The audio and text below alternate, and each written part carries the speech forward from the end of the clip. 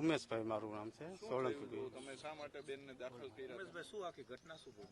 ઘટના એવી બની સાહેબ કે મારી દીકરીને સોમવારે 11 તારીખે ડિલિવરી માટે લઈ ગયા. એ હોસ્પિટલનું શું નામ છે? સતનામમાં લઈ ગયા. સવારના 10 વાગ્યાથી એડમિટ કરી હતી. સાંજના 5 કે 5:30 વાગે ડિલિવરી થઈ ગઈ સાહેબ. 5:30 વાગે ડિલિવરી થઈ ગઈ.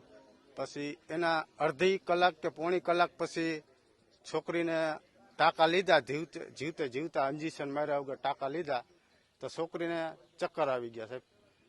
મારી ઘરવાળી માથે ઊભી છે, મારી છોકરી માથે ત્યાં એની ઊભી છે. જીવતા એમને ટાંકા લીધા, છોકરીને ચક્કર આવી ગયા. તો પછી આંચકી આવી ગઈ. તો પછી જલારામ હોસ્પિટલની ચિઠ્ઠી કરી દીધી. ગાડી એને ઈ લોકોએ બોલાવી દીધી. તો અમે જલારામમાં એડમિટ કર્યા છોકરીને. તો 4 વાર કરી તો છોકરીને સારું થયું 11 તારીખે. પછી 12 તારીખે સારું જ હતું. 5, 5:30, 6 વાગ્યા સુધી સારું જ હતું એકદમ. પછી એ લોકોએ કંઈક દવા દીધી અને અમારા સંબંધી છે એની લોહીના બાટલા એવું કંઈક મગાવ્યું. લોહીના બાટલો મગાવ્યો. પછી 6 વાગ્યા પછી એને બહુ ઉપડી ગઈ તકલીફ સાહેબ. 7 કે 7:15 વાગ્યા તો મને અંદર ડોક્ટરે બોલાવ્યો. મને અંદર બોલાવ્યો કે ભાઈ તમારી છોકરીને હુમલાની અસર છે કે રે એવી શક્યતા નથી. મેં કીધું સાહેબ હજી એના હસબન્ડ સાથે હમણાં 6 વાગ્યા સુધી ઊભી છે, બેઠી છે, નારિયેલ પાણી પીધું અને તમે આ અડધી પોણી કલાકમાં એમ કેમ કહો છો કે હુમલાની અસર છે અને રહેવાની શક્યતા નથી? કઈ હોસ્પિટલમાં સારવાર ચાલે? જલારામમાં. અને ત્યાં જ મોત થયું છે? ત્યાં જ મોત થયું સાહેબ. ઓકે, શું માંગ છે તમારી? મારી તો શું માંગ હોય ભગવાન, હવે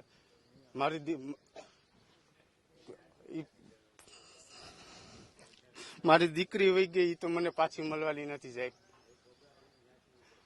બીજા કોઈની દીકરીઓને આવી થાય નહીં સાહેબ. એ ડોક્ટરોને સજા મળે. તમારું નામ? મારું નામ લાભબેન બાપભાઈ સોલંકી છે. અમે લાભબેન, શું થયું હતું? એમાં દાખલ કરવામાં હતા, કોને દાખલ કરવામાં આવ્યા હતા? તમારે શું સજા થાય? મારી દીકરી રહી ને એના જેઠના દીકરાની વહુ છે સાહેબ. એના દીકરાના મારી દીકરી છે ને એના જેઠના દીકરાની વહુ છે. નાનપણથી માવતર મરી ગયા, ધણી મરી ગયો. તો આ દીકરીને દવાખાને લઈ ગયા તો એને કોઈ જાતનું કીધું નહીં. હાવ સારું થઈ ગયું. તો પછી બલેટ ચડાયું તો મોઢામાંથી બલેટ પરબારું જ નહીં રહ્યું. બીજું અમારે શું કેવું સાહેબ? હવે અમારી દીકરી જેવી લઈ ગયા એવી અમને હોપી નહીં પાસે. અને અચાનક જ એને અમને કીધું ને, જાણવું જ નહીં ડોક્ટરે કાંઈ કે આ દીકરીને આ તકલીફ છે. ડોક્ટરે જાણવું જ નથી અમને. ડોક્ટરની જ બેદરકારી છે આમાં. ડોક્ટરની જ બેદરકારી છે. અમને કોઈ જાતનું જાણવું નહીં કે આ દીકરીને આ દર્દ છે કે આ થયું. કોઈ જાતનું કાંઈ કીધું જ નહીં અમને. બેનને ડિલિવરી આવી, દીકરો ધાવણો થયો છે. પપ્પા દીકરો ધાવણો થયો છે. તો ને દીકરો ધાવણો થતા ને કાંઈ નતું ને ટાંકા લીધા એને, પણ હજી મહિનાના ટાંકા લીધા એને દીકરીને. ડિલિવરી અમને તો કેવું હતું ને કે આ દીકરી ખમી નહીં કે તો ઉપરથી લઈ લ્યો, તો અમને કેવું જોઈએ. તો એને કાંઈ અમને કીધું નહીં. તો એમને અચાનક અમને દવાખાને બીજે હોપી દીધી. હા, નોર્મલ ડિલિવરી થઈ. મારું નામ સાગર. મારી બેનની છોકરી, મારી ભાણી, એને સતનામ હોસ્પિટલમાં લઈ ગયા અને નોર્મલ ડિલિવરી થઈ. એની અડધી કલાક પછી એના ટાંકા લીધા જીવતા. તો એને એમાં આંચકી આવી ગઈ. તો ઇન્જેક્શન દીધા તો થોડુંક લેવલ થઈ ગયું. તો મેડમે જલારામની ચિઠ્ઠી કરી દીધી. તો અહીંયા 2 દી એડમિટ રાખ્યા. તો સોમવારે સારું હતું, મંગળવારે સવાર સુધી સારું હતું. 5 વાગે ખાટલો હોપવાના હતા.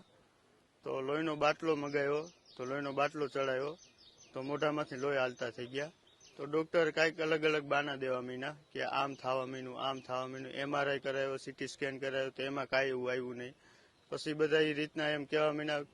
અને 1-1.5 કલાક પછી અમને એ બધી જાણ કરી અને અમને જોવાઈ જવા નતા દેતા. અમારી માંગ એ છે કે ડોક્ટરને સજા મળે ને સસ્પેન્ડ થવા જોઈએ. આવું જલારામ બે જગ્યાએ બેદરકારી થઈ. પેલી તો સતનામમાં જ થઈ. જીવતા ટાંકા લેવાય નહીં, ખોટું તો કરવું જ જોઈએ ને. બે